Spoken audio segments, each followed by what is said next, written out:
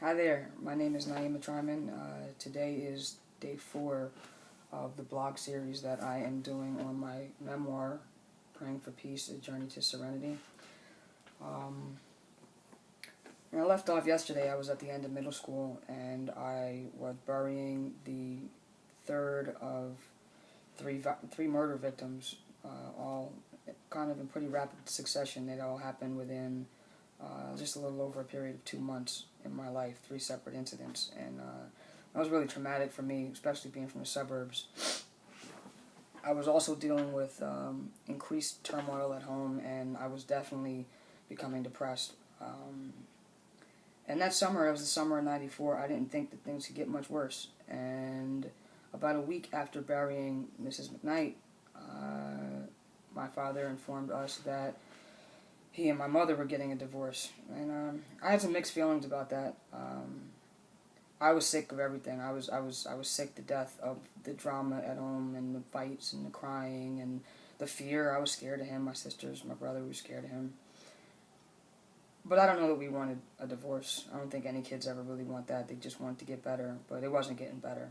It was getting worse. So there was me letting this ideal of a happy family go, and that was difficult.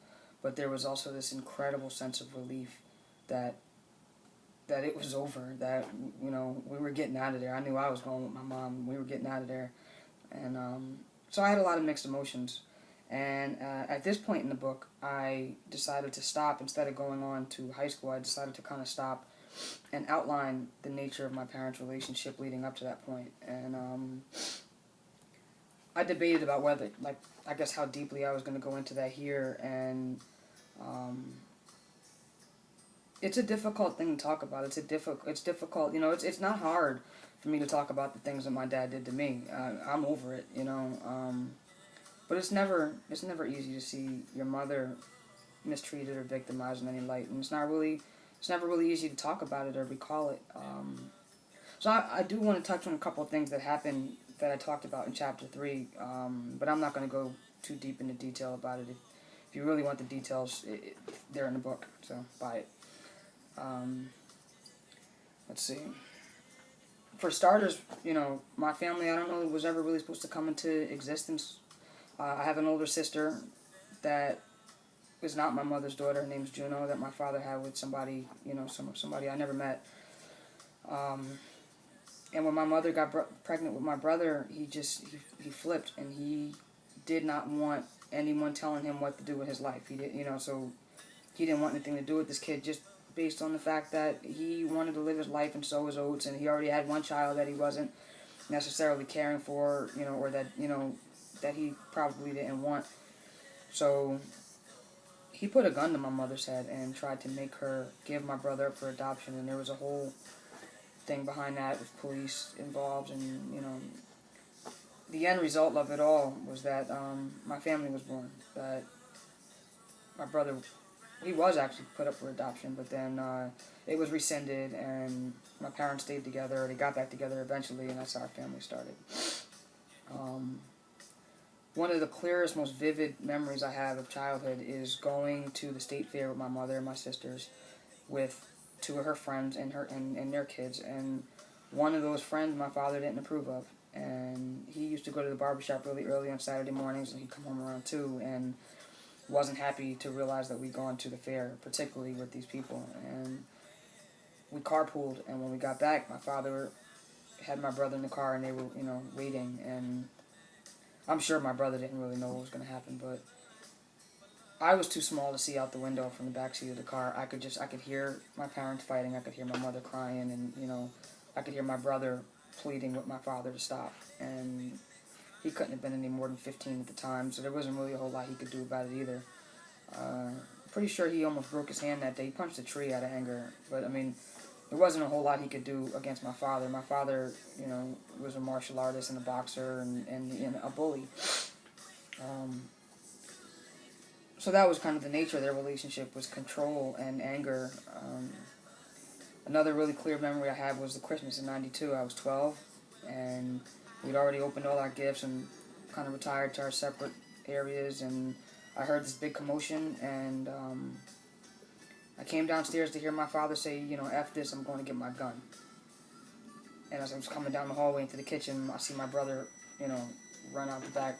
So I ran out after my brother just in time to see him literally jump over the fence in the driveway without touching it. I mean, it's a 4-foot fence, and, his adrenaline was pumping. And I came back in the house, and I guess, my father was going to take him too long to get to his gun, so he grabbed a construction leveler and was going to go after my brother with that. And my mother grabbed him from behind and just kind of locked her hands around him. And when I walked back in, he was hitting her on the hands with the construction leveler. And my mother was an administrative assistant for years for the township. And, her hands were bruised for months behind that. She's, always been kind of frail anyway. Later, after all the commotion, my father sent me and my sister Kalia downstairs to fold clothes, and I remember looking at her and going, they're going to get a divorce, And she, at 10 years old, looked back at me and said, I know, I hope so, So, things were pretty volatile, and apparently, after speaking to my mother about this years later, probably when I was writing the book, she told me that day, he kind of he jumped in her face, and that argument didn't have anything to do with her. That was my father and my brother fighting about religion of all things. But she, she was nearing a breaking point. He had tried, he tried to strong-arm her or brainwash her into believing that under no circumstances was it better for us for her to leave. Even if things were rocky at home, it just, it was only going to do us detriment. And I think he kind of won that battle for a while. She was really torn about it, and she wanted to do what was best for us, and she was terribly unhappy, but she did not. My mom always put her kids first. To this day, when we as an adult, we have fights about it now, that I'm just like, especially when it comes to my siblings, I'm like, listen, man, you got to let us be grown-ups and let people fall when they need to fall. But so she stuck it out for a long time to try, because she believed that what she was doing was in our best interest, and but she was, she couldn't take it for so much, and she decided that if he ever got in her face like that again, then that was going to be it, no matter what. So now we're back to the summer of '94. I've graduated middle school, and, I've just buried these 3 people in the last couple of years. My life is already in turmoil, and the long and short of the story is that my brother had a puppy, and it didn't have shots, and he wasn't home, and me and my sisters loved the puppy, and my father... He had told us not to bring the dog in the house. He knew the dog didn't have any shots. He didn't really care for it, but he wasn't going to, I guess, throw it away or, whatever. He actually did like dogs, but he was pretty abusive to dogs, too, so it was a kind of a sick relationship. But anyway, my sister brought the dog in the house. I was 13, going on 14, so my sister had to be about 11 or 12. And we were playing with the puppy, and worms started to come out the puppy, alive. Like live worms. And I'd never seen, a puppy's worms before, whatever. We were all grossed out. And so my father came, picked the puppy up by the back of the neck, threw it out the back, the back door. But there was this trail of worms from the living room where we were all the way to the back door. And he decided he was going to have Kalia clean it up, And she was 11 or 12, she, we were all crying, and, he was screaming, standing there with the belt in his hand, and Kalia was trying to do it, and, she was crying and having a hard time. She was dry heaving. I wanted to help her. I couldn't do it. It was disgusting, I was just going to be throwing up right next to her. And finally, my mother interceded, and, just, come on, Vince, give him a break, she's a kid, and he turned his rage on her, and started screaming and yelling, jumped in her face, and that was the final straw for her. So, I actually thought I was going to get Chapter 4 in today. I thought I was going to be able to kind of condense that, but it doesn't look like it. There's a lot that comes with the next chapter in my life, too.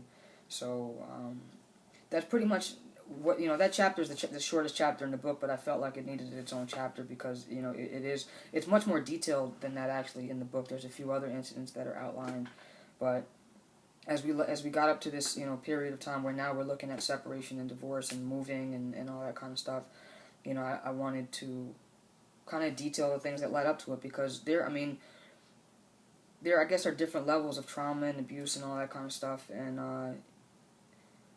I myself, I struggle with whether or not I feel like my father was abusive to me and my siblings. I mean, he was definitely about that old school, and I don't believe in hitting kids with belts and all that kind of stuff. But, you know, there's varying schools of thought on that. And, I mean, but either way, he was absolutely, most definitely, without a doubt, abusive to my mother. And, you know, I felt like that, you know, that is one of the, when I speak, that is one of the things that I touch on is the impact of domestic violence. And as I go further into the story, you'll see how it affected me and all my siblings in different ways. And there's some ramifications that I feel like some of us are, you know, are still dealing with, including myself, and how I deal with my own interpersonal relationships now. So anyway, that's pretty much it for now. Tomorrow we go on to chapter 4 in high school, and the way things really went off the deep end. I mean, if you could imagine having to deal with all these different things, being 13, 14, going through puberty, and feeling really lonely and really scared. Anyway, I always felt different, and I always felt like an outcast. So it was really difficult to go through these things, but it got bad, and then in a lot of ways it started to get better. I found a couple friends that I could relate to. I developed this relationship with my cousin that almost seemed like out of the blue. It was like I chose her to cry to, and from that became this extraordinary relationship that has sustained me. So I'll talk about that a little bit more tomorrow. For now, hope you have a good day, and just know that there are a lot of ups and downs in life, and sometimes it gets pretty bad. You know, that's why I wrote the book. To share with people my own ups and downs, and that whatever you're going through, you can get through, you know, and God can bring you through, you know. God bless. Have a good day.